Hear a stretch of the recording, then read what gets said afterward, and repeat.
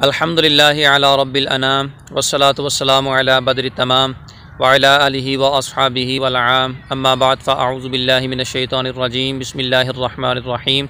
नाज़रीन, आज का हमारा दर्स शरीयत अहकाम ज़कात के मुताल्लिक़ एक जदीद मसले के बारे में सराहत करना है। मसला ये है कि टेंट के सामान के ऊपर ज़कात की शरई हैसियत क्या है।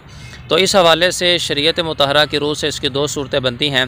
पहली सूरत तो ये है कि टेंट का सामान लिया इसलिए ताकि उसको आगे किराए के ऊपर चढ़ाया जाए। जैसा कि अमूमन आजकल हमारे यहाँ जो टेंट सर्विस की दुकानें हैं उसमें सामान लाया ही इस नीयत से जाता है कि उसको आगे किराए के ऊपर दिया जाए।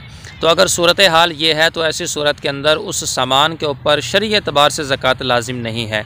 ज़कात इसलिए लाजिम नहीं है क्योंकि ये सामान अमवाल तिजारत में से नहीं है, ये सामान अमवाल ज़कात में से नहीं है। इसको आगे सेल करने के लिए नहीं लाया गया बल्कि इसको किराए के ऊपर चढ़ाने के लिए ख़रीदा गया है।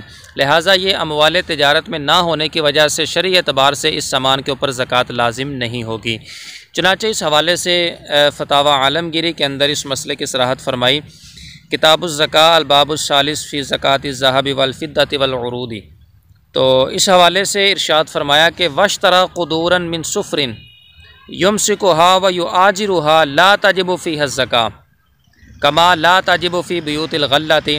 फरमाया अगर पीतल की हांडियाँ ख़रीदी, देगें ख़रीदी या पतीले ख़रीदे, चूँकि उस दौर के अंदर ज़्यादा जो बर्तन थे वो पीतल के चलते थे, इसलिए जो ना मुतलकन फरमाया। हमारे यहाँ लोहे के और सिल्वर के इस तरह के जो ना वो पतीले और देगें चलती हैं।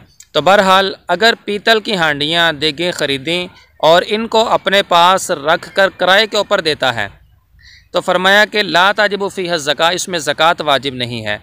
जैसा कि किराए पर देने के लिए घरों के ऊपर ज़कात लाजिम नहीं होती कि जिस तरह एक घर इसलिए बनाया कि उसको किराए के ऊपर चढ़ाया जाएगा तो उस घर के ऊपर ज़कात लाजिम नहीं है, इसी तरह इस सामान के ऊपर भी शरई एतबार से ज़कात लाजिम नहीं होगी। ज़कात इसलिए लाजिम नहीं होगी क्योंकि यह अमवाल तिजारत में से नहीं है। और इसके अंदर जो दूसरी सूरत बनती है वो ये है कि सामान ख़रीदा इसलिए कि उसको आगे सेल किया जाए।